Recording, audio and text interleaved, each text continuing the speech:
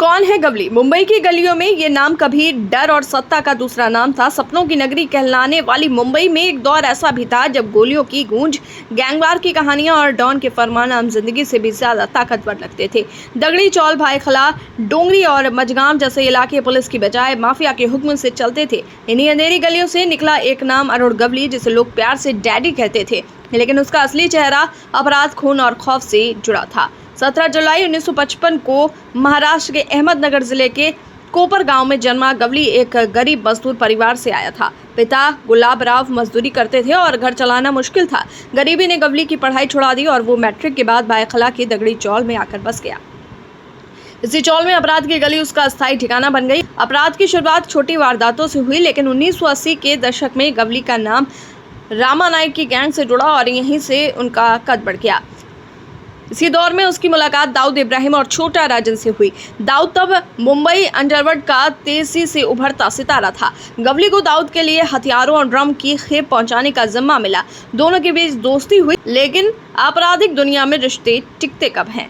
1988 में रामा नायक की हत्या हुई और इसके बाद गवली और दाऊद की जंग शुरू हो गई।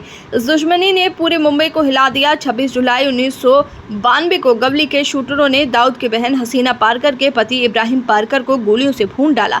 ये वारदात गवली की तरफ से साफ संदेश था कि दाऊद का वर्चस्व उसे मंजूर नहीं है। इस घटना के बाद गवली ने सैकड़ों अपराधियों को अपने गैंग में शामिल कर लिया और दगड़ी चौल उसका किला बन गया।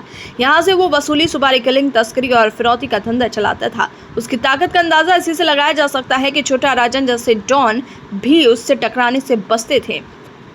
मुंबई का अंडरवर्ल्ड 1970 से 2000 तक खून खराबे और गैंगवार का गवाह रहा। 1970 के दशक में करीम लाला, वरदराजन, मुदलियार और हाजी मस्तान जैसे डॉन शराब तस्करी और जुए के धंधे में पूरे शहर पर राज करते थे।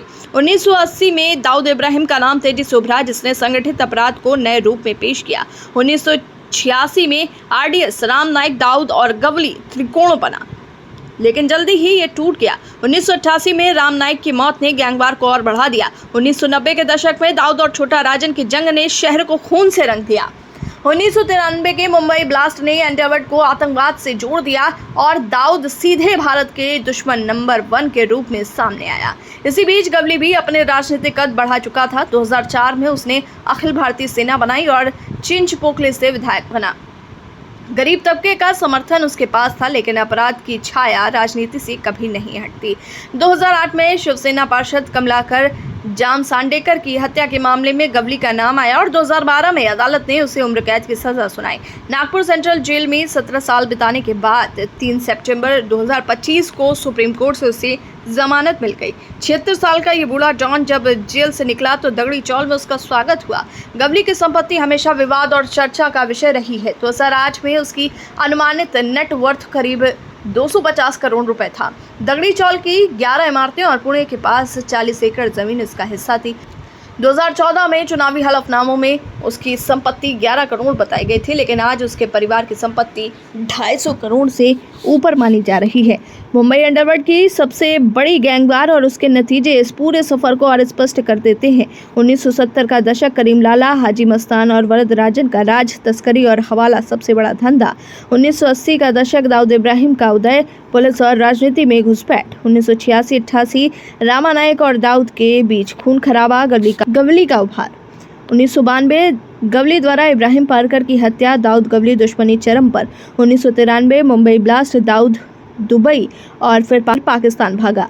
राजन ने उससे नाता तोड़ा। 1997 से 2000 राजन और दाऊद की गैंगवार, कई पत्रकारों और राजनेताओं पर हमले। 2000 के बाद गवली का राजनीतिक दांव, दाऊद का दुबई पाकिस्तान नेटवर्क और पुलिस का एनकाउंटर राज। दरअसल दाऊद और गवली की दुश्मनी ने मुंबई पुलिस को भी अपनी रणनीति बदलने पर मजबूर कर दिया। 1990 के दशक में एनकाउंटर स्पेशलिस्ट यूनिट का जन्म हुआ। इंस्पेक्टर प्रदीप शर्मा, विजय सालस्कर, प्रफुल्ल भोसले और दया नायक जैसे नाम सामने आए, जिन्होंने कई कुख्यात गैंगस्टर्स का एनकाउंटर किया। पुलिस का ये तरीका विवादित था, क्योंकि सवाल उठे कि क्या ये न्याय था या एक्स्ट्रा जुडिशियल किलिंग। लेकिन इससे इतना ज़रूर है कि मुंबई में खुलेआम गैंगवार का सिलसिला थमा और डॉन दुबई या जेल की सलाखों के पीछे छिपने को मजबूर हुए। गवली की कहानी अपराध से लेकर राजनीति और अब जेल से रिहाई तक चलती है, लेकिन इस कहानी का एक अहम पहलू और भी है, उस पर बनी फिल्में और वेब सीरीज जिन्होंने उसके किरदार को पॉप कल्चर का हिस्सा बना दिया। 2017 में आई बायोपिक डैडी में अर्जुन रामपाल ने उसका किरदार निभाया था। फिल्म ने गवली की गरीबी से अपराध, राजनीति और जेल तक की यात्रा को पर्दे पर उतारा। इससे पहले सत्या 1998 और वास्तव 1999 जैसी फिल्मों के किरदार भी गवली से प्रेरित माने जाते थे।